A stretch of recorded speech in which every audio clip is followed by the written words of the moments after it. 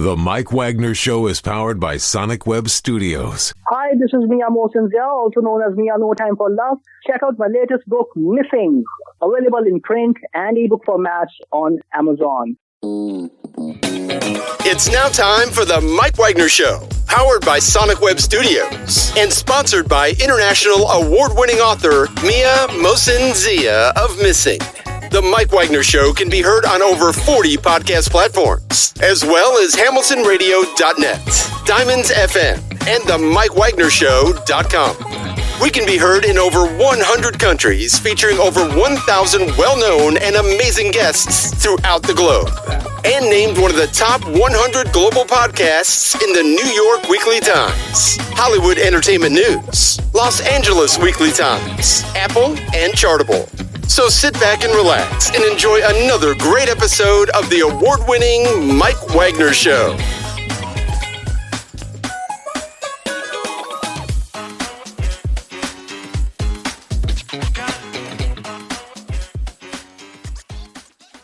Hey everybody, it's Mike from the Mike Wagner Show, powered by Sonic Web Studios. Visit online at sonicwebstudios.com for all your needs. Looking at a professional website without breaking your budget, Sonic Web Studios is the answer. Sonic Web Studios offers fast, affordable custom web designs that blow the competition away. Call today, 1-800-303-3960. That's 1-800-303-3960, or email to support@sonicwebstudios.com. Mention the Mike Wagner Show, get 20% off your first project. Sonic Web Studios, take your image to the next level. Also, time to give official shout out to our official sponsor of the Mike Wagner Show, international award-winning author Mia Mosinzia. If you love fast-paced mysteries, you'll love Missing by Mia Mosinzia, available on Amazon in paperback and ebook. Missing is fast-paced and intriguing with an unforgettable twist. Takes place in 4 countries, 2 strangers, 1 target, where truth is illusion and those you love will be the first go missing. It's available on Amazon in paperback and ebook. Missing by Mia Mosinzia has garnered great reviews, and Eve 11 endorsed by Howard celebrities, including Joanna Cassie, Forbes Riley, and Millennials. So grab your copy today before it goes missing by Mia Mosinzia, available on Amazon. Also, check out the Mike Wagner Show at themikewagnershow.com on over 40 podcast platforms, heard in over 100 countries, including Facebook, SoundCloud, Spreaker, Spotify, and iHeartRadio. Also, Anchor FM, iTunes, Google Play, Amazon, Audible, and Apple Music, as well as HamiltonRadio.net, Oldies FM, Diamonds Radio, and a few of their networks coming near you. Take the Mike Wagner Show with you on any mobile device. Subscribe to the Mike Wagner Show on the YouTube channel. Follow the Mike Wagner Show on Instagram and Twitter today. And for great gift ideas, go to Amazon.com and check out the Mike Wagner Show podcast. T-shirts, pop sockets, throw pillows, hoodies, and tote bags, and baseball gear as well, 24/7. Makes great gifts for your families and loved ones. Go to Amazon.com and check out the Mike Wagner Show podcast.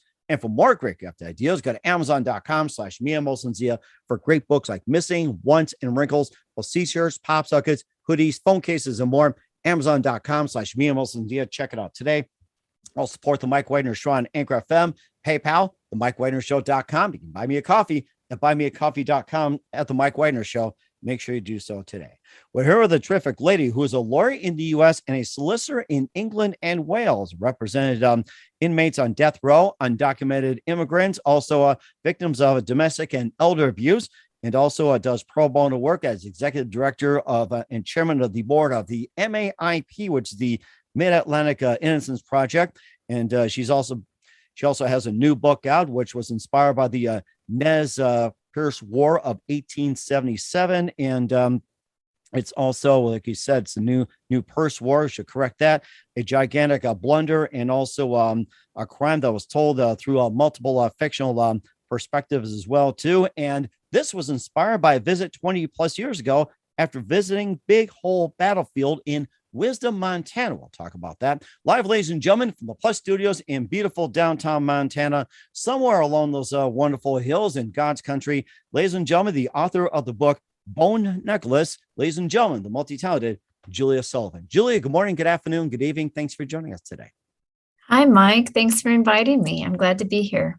Well, it's great to have you on board as well, too. You've got a great story to tell. You're a lawyer in the U.S. and a solicitor in England and Wales. You represented inmates on death row, undocumented immigrants, and victims of domestic and elder abuse. You also do pro bono work as executive director and chairman of the board of the Mid-Atlantic Innocence Project. And you also have a book out which talks about you're inspired by the Nez Perce War of 1877, which was a gigantic blunder. And also you're inspired by that visit 20 plus years ago after visiting Big Hole Battlefield in Wisdom, Montana. It's called Bone Necklace. And before we talk about the book, tell us how I first got started, Julia. How the book got started. Well, I have a home in Montana, and about 20 years ago, I made my first visit to the Big Hole Battlefield, which is in Wisdom, Montana. It's a couple-hour drive from my house. And I just was fascinated by the story of the Nez Perce. After visiting the Big Hole Battlefield, it's a really stunningly beautiful place where one of the bloodiest battles of the war was fought. But I learned during that visit many things. But there were several aspects of the story that really intrigued me. One was the fact that it was kind of a David and Goliath fight, which featured the rise of an unexpected Native American leader whose performance was truly extraordinary throughout the war. And the second thing that really fascinated me was that this war had a very unexpected ending. When you read a story about Native Americans going up against the U.S. Army in the 19th century, you think you know how it's going to end with either the destruction or the capitulation of the Native Americans and their confinement on a reservation. And while that was one aspect of the story for some of the Nez Perce, about 40% of the tribe escaped to Canada, where they received political asylum. I had not been aware that Canada was granting Native Americans political asylum. And I found that aspect of the story really interesting and fascinating. So anyway, I kind of got obsessed with the story, truth be told. I got home to Washington, and this was in the days before Google and before Amazon.com. And so the way you researched things back then was to go to the National Archives or the Library of Congress. I remember those days. Yeah, the Library Catalog, the Library of Congress, the Dewey Decimal System. I remember those days. Yes. Exactly.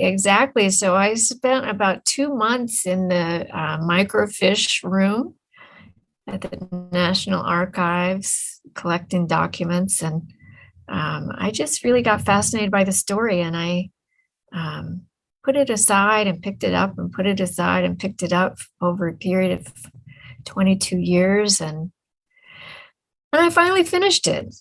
So I was thrilled. The book got released on June 3rd, last Friday. So here we are. That is so fascinating. And what was at one exact point in that moment when you were doing your research simply influenced you into writing that book? What was that one moment that simply said during your visit to the Big Hole Battlefield in Wisdom, Montana? What was that one precise moment that you're at that simply said, this is what I'm going to do? I think it was when I was walking through the battlefield itself. If you've ever been to the Big Hole Battlefield, it's actually part of a national park currently. And there's a visitor center there with a museum and a film, and they're great. But you can also take about a 1.5 mile hike through the battlefield. And there was a warrior who fought at the battle of the Big Hole, and his name was Yellow Wolf. And Yellow Wolf met a historian named Lucullus McWhorter around the time of World War I, and they struck up a great friendship. And among other things, Yellow Wolf and Dr. McWhorter went back to the Big Hole Battlefield, and they marked out where everything happened. And they the National Park Service has now erected teepee poles, which show where all the families were camped when the conflict began. And because of that, you can really picture exactly what happened. And it's really, like I said, it's a stunningly beautiful place along the river, surrounded by bluffs and this great big huge Montana sky.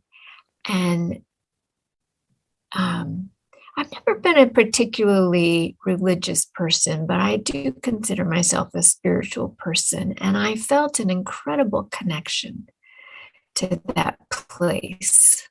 Like I could almost feel what had happened there, what the people had experienced. And I just honestly, I never could let the story go after that.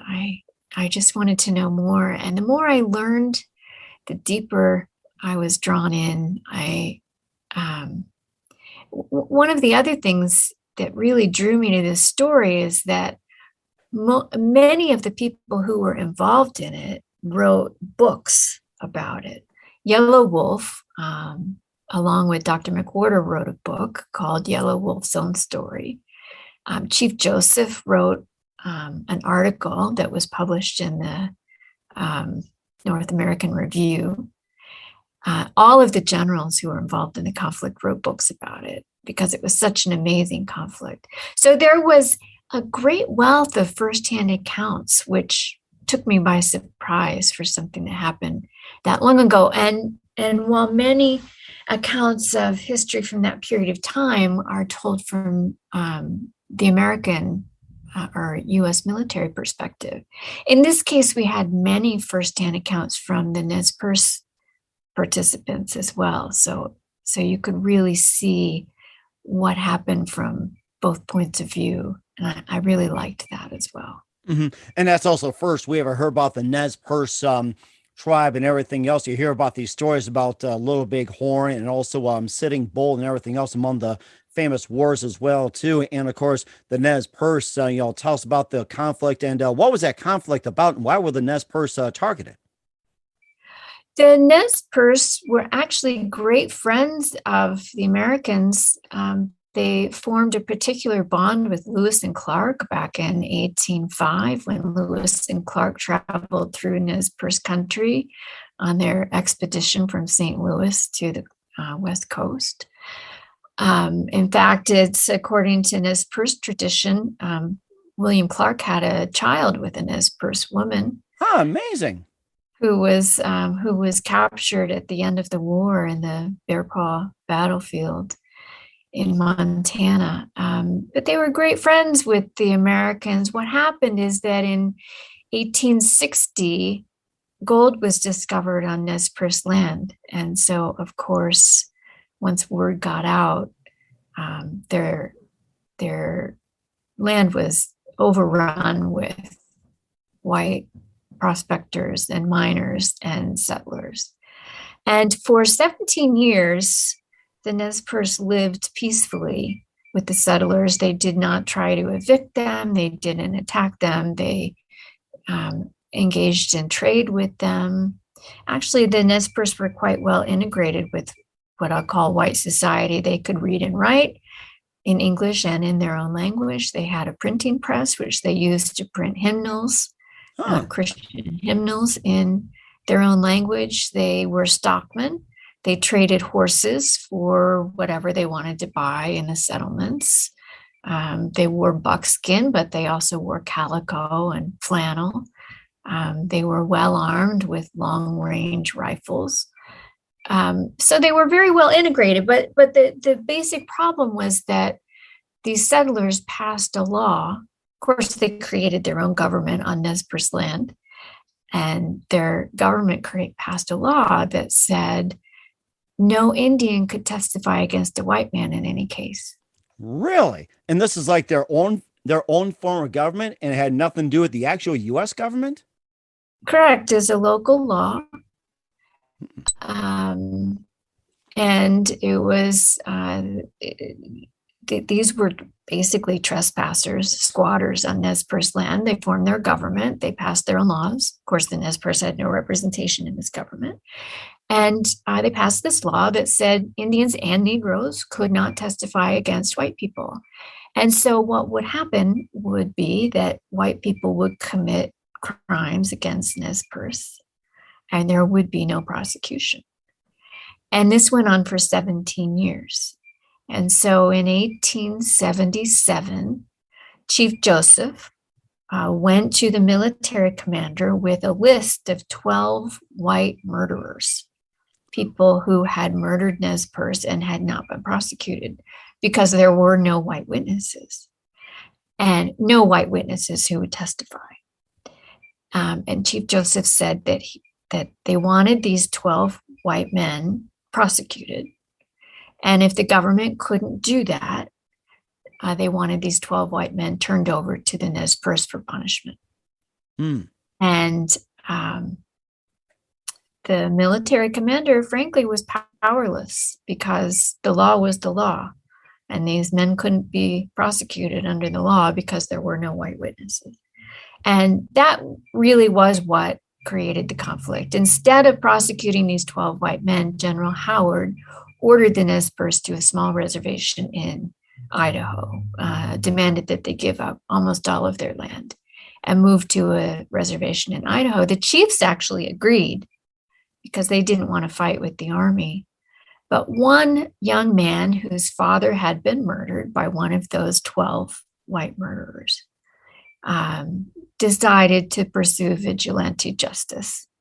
And he and a group of his friends went out searching for his father's murderer.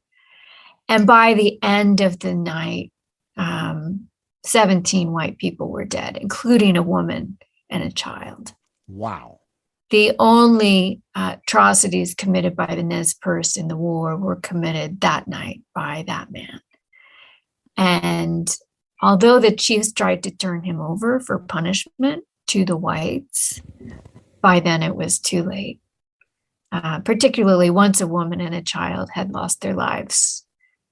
Confinement by force to a reservation was the only outcome the public would accept. Mm-hmm. So that's how the war began. Okay.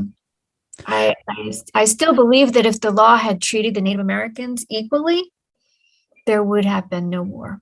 Mm-hmm. Now on the move to Idaho, where they settled in, what was it the same they had over there, like with the gold, all the resources and everything like that? What was it the same conditions that they experienced, or was it something better? Was it the same, the worse, and everything like that?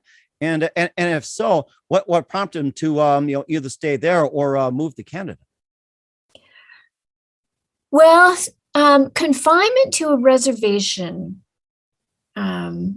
meant many things for Native Americans. For starters, fighting age man could not leave the reservation. Well, no Native American could leave the reservation without the Indian agent's written permission. And a fighting age man could not get permission under any circumstances. So it was essentially denial of any right to travel and the inability to hunt outside the reservation where the herds were, the inability to fish outside the reservation, which is where the Nez Perce got most of their food. So that was part of it. It was confiscation of their horses because horses were viewed as a tool of war. These were stockmen. Horses were everything. Horses were their wealth. It was the inability to choose their own religion. The government chose missionaries for each reservation, and the occupants were required to worship in accordance with the teaching of the missionaries. It was the inability to choose their own schools for their children. Native American children were forcibly removed from their families and educated in industrial schools, sometimes hundreds or thousands of miles away. Wow. It was the complete dependence upon the government for subsistence. The policy of the government was to make Native Americans very poor so that they would be dependent upon the government for food and clothing. It was allowing the Indian agent to tell them not only what occupations they could or couldn't pursue, but what clothing they could or couldn't wear, and even how they would wear their hair. Wow. It was complete domination by the government. So yeah, going to a reservation was a big deal. Okay. It was a big deal. Okay, I see where you're coming from. And also some made the escape to Canada. We'll talk about that in just 1 minute. But first, listen to the Mike Wagner Show at the MikeWagnerShow.com, powered by Sonic Web Studios. Visit online at SonicWebStudios.com for all your needs. Looking at a professional website without breaking your budget? Sonic Web Studios is the answer. Sonic Web Studios offers fast, affordable custom web designs that blow the competition away. Call today, 1-800-303-3960. That's 1-800-303-3960. Or email to support@SonicWebStudios.com. Mention the Mike Wagner Show. Get 20% off your first project. Sonic Web Studios. Take your image to the next level. Also, time to give official shout out to our official sponsor of the Mike Wagner Show, international warring author Mia Molson-Zia. If you love fast-paced mysteries, you'll love Missing by Mia Molson-Zia. Available on Amazon in paperback and ebook. Missing is fast-paced and intriguing with an unforgettable twist. Takes place in 4 countries, 2 strangers, 1 target, where truth is illusion and those you love will be the first to go missing. It's available on Amazon in paperback and ebook. Missing by Mia Molson-Zia has garnered great reviews in Eve 11 enjoys by Howard celebrities, including Joanna Cassidy, Forbes Riley, and many others. So grab your copy today. 4 Goes Missing by Mia Molson-Zia, available on Amazon. Also, check out the Mike Wagner Show at the MikeWagnerShow.com on over 40 podcast platforms in over 100 countries. Take us with you on any mobile device. Subscribe to the Mike Wagner Show on the YouTube channel. Follow the Mike Wagner Show on Instagram and Twitter today. For great gift ideas, go to Amazon.com and check out the Mike Wagner Show podcast. And for more great gift ideas, go to Amazon.com/Mia Molson-Zia for great books, merchandise, and more. Also support the Mike Wagner Show on Anchor FM, PayPal, the MikeWagnerShow.com. You can buy me a coffee at buymeacoffee.com at the Mike Wagner Show. Make sure you do so today. We're here with author Julia Sullivan of Bone Necklace here on the Mike Wagner Show, and giving us an in-depth story about the Nez Perce War and how they lived and everything. And before we talk about, flocking to Canada, you also have compassion for people. You're a lawyer in the U.S. and solicitor in England and Wales. And you also represented inmates on death row, undocumented immigrants, victims of domestic and elder abuse. And about, tell us about some of your work, what you do for those people, and especially, have a little bit of ties with the Nez Perce as well, too, and their offshoots. Well, as a lawyer, I've always been drawn to stories of injustice. And so that has been a big part of my professional work as a lawyer. I should clarify, I'm the former chairman of the board of the Mid-Atlantic Innocence Project. I currently co-chair the Mid-Atlantic Innocence Project Alumni Committee, which is former board members. But I do still work with the project. It's an incredible organization that recruits pro bono counsel to represent people who have been wrongfully convicted. There are a number of innocence projects throughout the country. The Mid-Atlantic Innocence Project has been one of the most successful. It has freed 46 people, last time I checked, who were wrongfully convicted, who spent collectively hundreds of years in prison for crimes they didn't commit. So they do amazing work. And one of my current initiatives is to help prisoners when they get out of prison. You can imagine you go to jail for crime you didn't commit. It takes years and years to get that reversed. And when you get out, sometimes your spouse has divorced you, your children don't remember you, all of your belongings have been sold to pay for your legal defense. You get out with this huge gap on your resume, no bank account, nowhere to go, no driver's license. So that's part of what we do, is try to help people reintegrate with society once they get released. But it's a terrific project. One thing I learned as a lawyer is that there's a huge difference between the justice that's available to wealthy people and big corporations and the justice that's available to an individual who is who against whom the full weight of the government has come crashing down.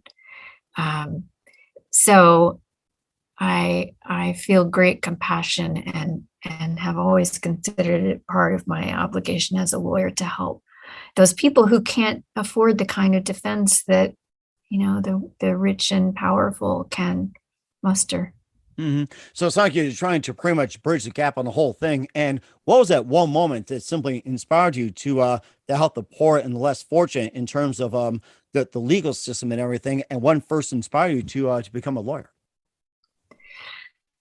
Yeah, that's an interesting story. So when I was about 10 years old, my family moved from Virginia up to Massachusetts. And one of my family members was falsely accused of assault and battery of a police officer, which is a felony.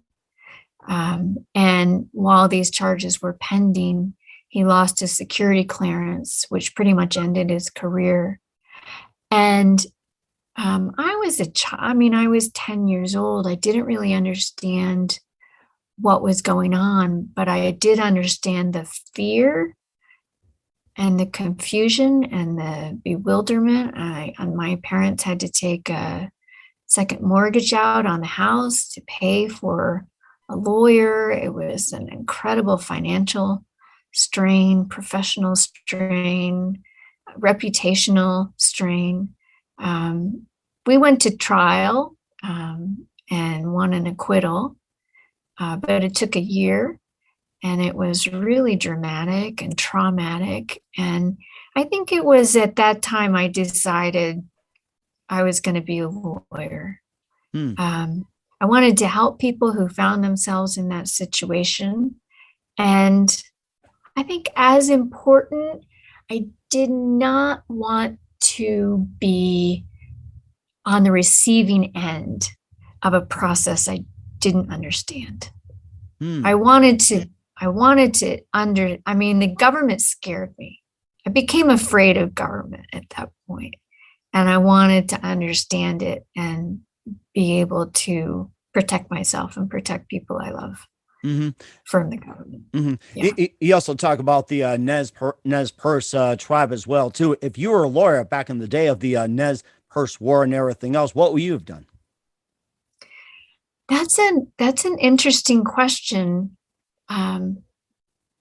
If you look, well, the law was overtly discriminatory at the time, which is stunning in retrospect because we had just fought a civil war and passed constitutional amendment guaranteeing equal protection of the laws. But it would be almost 100 years before the Supreme Court interpreted that language to mean something other than separate, but supposedly equal.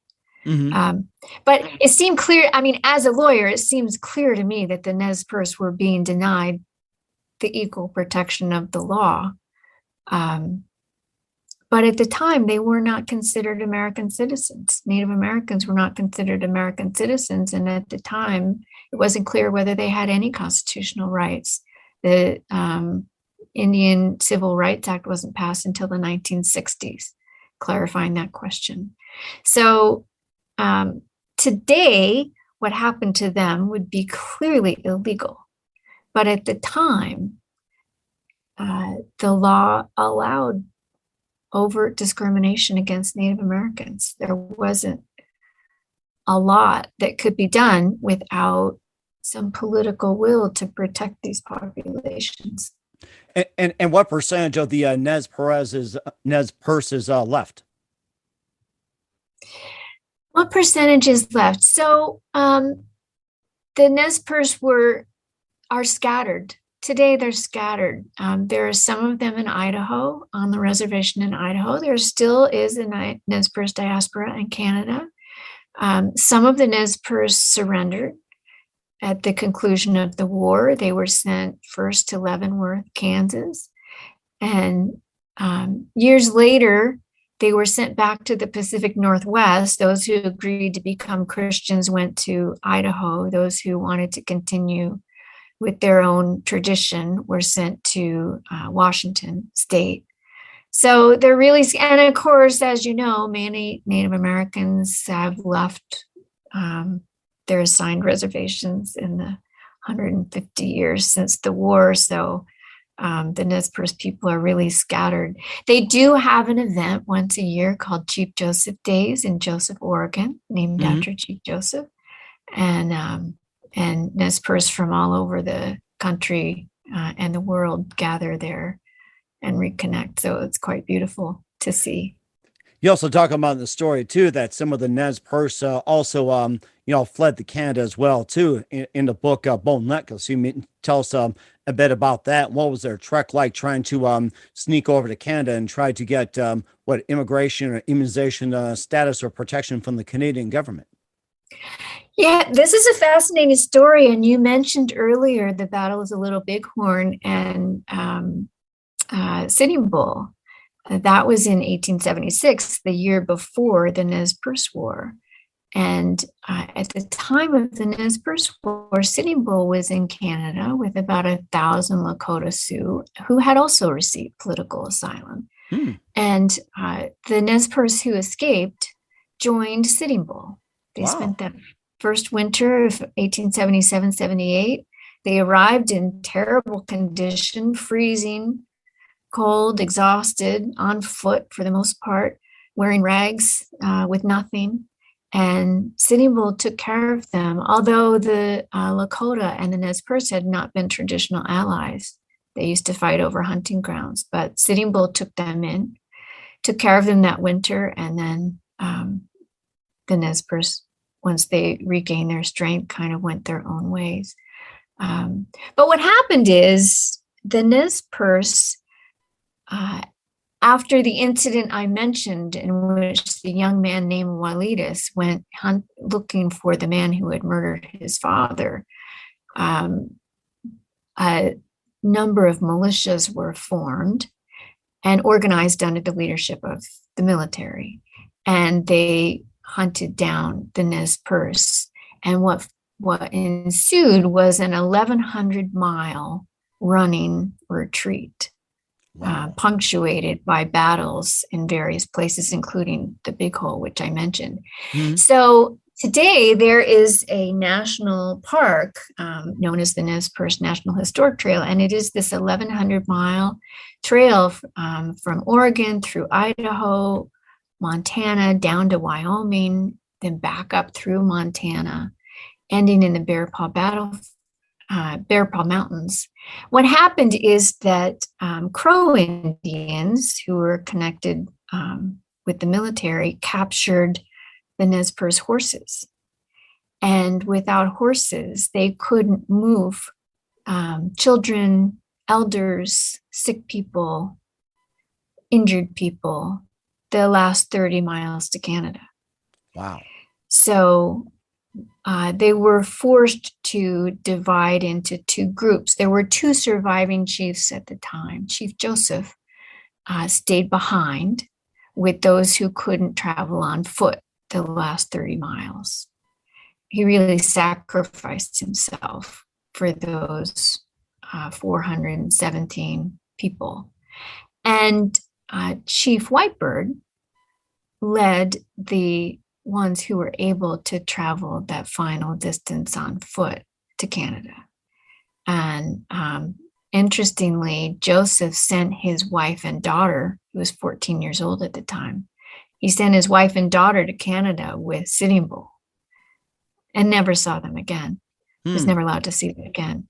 But so Whitebird took the able-bodied with him and they escaped. And Joseph stayed behind and surrendered on behalf of those who couldn't travel or who were unwilling to leave, family members who couldn't travel. And he stayed with them and took care of them. He really sacrificed himself for them.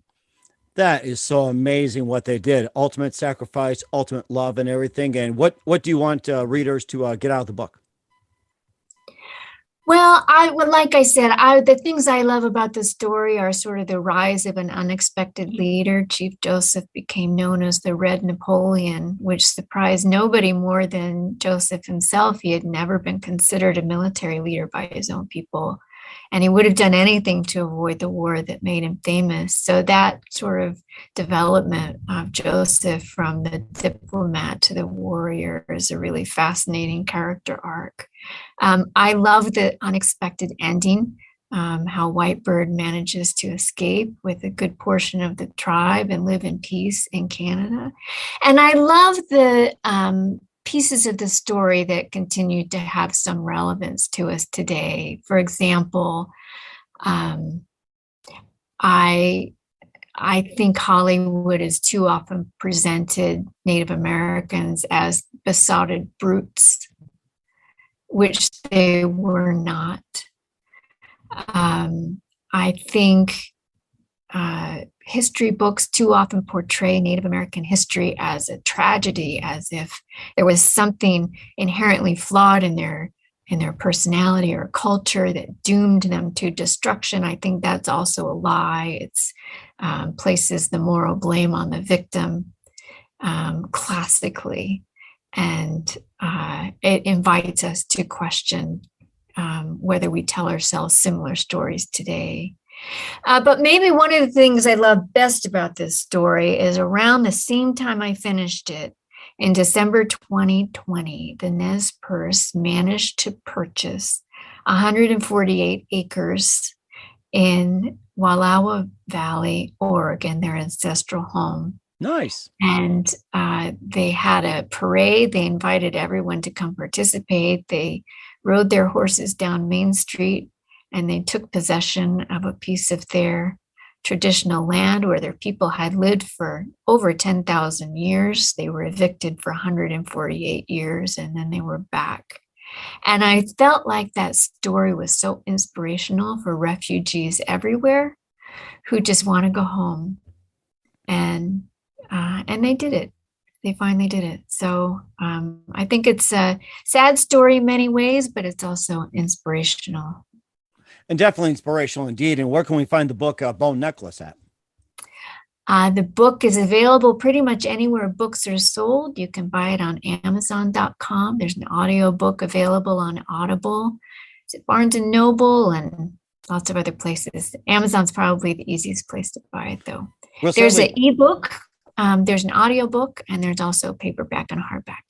We'll certainly check that out. What's coming up for Julia Sullivan of Bone Necklace? We'll find out just 1 minute. You listen to The Mike Wagner Show at the MikeWagnerShow.com, powered by Sonic Web Studios. Visit online at SonicWebStudios.com for all your needs. Also brought to you by our official sponsor, The Mike Wagner Show, international war ring author Mian Molson's The Missing, available on Amazon and paperback and ebook. We'll be back with the author of Bone Necklace, Julia Sullivan, after this time. The Mike Wagner Show is powered by Sonic Web Studios. If you're looking to start or upgrade your online presence, visit www.sonicwebstudios.com for all of your online needs. Call 1-800-303-3960 or visit us online at www.sonicwebstudios.com to get started today. Mention The Mike Wagner Show and get 20% off your project. Sonic Web Studios. Take your image to the next level. Hey everybody, my name is Forbes Riley, and I'm an American actress and a TV host.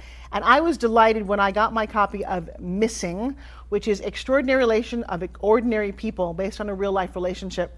It's well written. It's amazing. You know, it talks about a man who has lost his wife and his daughter, and it's very well done. I'm going to highly recommend that you go get your copy of Missing. It is a powerful, exciting read. Mr. Mian Moshe Zia. He is the author of Missing. And I want to give a big shout out and a kiss all the way halfway around the world to my dear friend. Check him out at Mia's website. It's called www.miamoshenzea.com. Missing, available on Amazon. Again, I'm Forbes Riley, and I will see you again soon. Bye-bye. Hey, this is Ray Powers, and boy, are you in luck. Right place, right time. Tuned in to The Mike Wagner Show. You heard me. We're back with author Julia Sullivan of Bone Necklace here on the Mike Wagner Show. Talks about her experience as a lawyer in the U.S. and a solicitor in England and Wales for the poor and less fortunate. An amazing story about, going on a trip 20 plus years ago to Big Hole Battlefield in Wisdom, Montana, about the Nez Perce War and everything else. And what's coming up for you, or what can you expect from you in 2022 and beyond, Julia? Well, that's a great question. I had so much fun working on this book. I loved the whole process. I loved the research. I loved learning how to write fiction, which was a big job for me. I loved the creative process. I really enjoyed talking to people about the book. So I think I'm going to write another one. And I have a couple of ideas I've started. So yeah, I'm going to get back to writing. And stay tuned for that too with Julia Sullivan. Who do you consider biggest influence in your career? In my career, well, that's a tough one. As a writer, I think I'd probably have to say Larry McMurtry. One of my favorite books of all time is Lonesome Dove. I love this series. I love the grand landscapes. I love the sweep of history. I love the characters. I loved his, the way he used language and words. So yeah, he's probably one of my favorite writers. And certainly is. And what's the best advice you can give to anybody at this point? At this point, I think I would quote Chief Joseph, who said, "Be brave and tell the truth." I like that. Very truthful indeed. Once again, author Julia Sullivan of Bone Necklace here on the Mike Wagner Show. Julia, very big thank you for your time. You've been absolutely fantastic. Learned a lot from you. Looking forward to having you again soon. Make sure you keep us up to date. Keep in touch. Love to have you back. Once again, tell us about your upcoming projects. What's your website? How do people contact you? Where can people purchase or check out your book? My website is www.juliasullivanauthor.com, and it has all my social media links. We'll certainly do that. Once again, Julia, very big thank you for your time. You've been totally amazing. Learned a lot. Looking forward to having you again soon. Make sure you keep us up to date. Keep in touch. Love to have you back. We wish you all the best, and you've got a great future ahead of you. Thanks so much, Mike. The Mike Wagner Show is powered by Sonic Web Studios. If you're looking to start or upgrade your online presence, visit www.sonicwebstudios.com for all of your online needs. Call 1-800-303-3960 or visit us online at www.sonicwebstudios.com to get started today. Mention the Mike Wagner Show and get 20% off your project. Sonic Web Studios. Take your image to the next level. Hey everybody, my name is Forbes Riley, and I'm an American actress and a TV host. And I was delighted when I got my copy of Missing, which is Extraordinary Relation of Ordinary People based on a real life relationship. It's well written. It's amazing. You know, it talks about a man who has lost his wife and his daughter, and it's very well done. I'm going to highly recommend that you go get your copy of Missing. It is a powerful, exciting read. Mr. Mian Moshe Zia. He is the author of Missing. And I want to give a big shout out and a kiss all the way halfway around the world to my dear friend. Check him out at Mia's website. It's called www.miamotionzea.com. Missing, available on Amazon. Again, I'm Forbes Riley, and I will see you again soon. Bye-bye.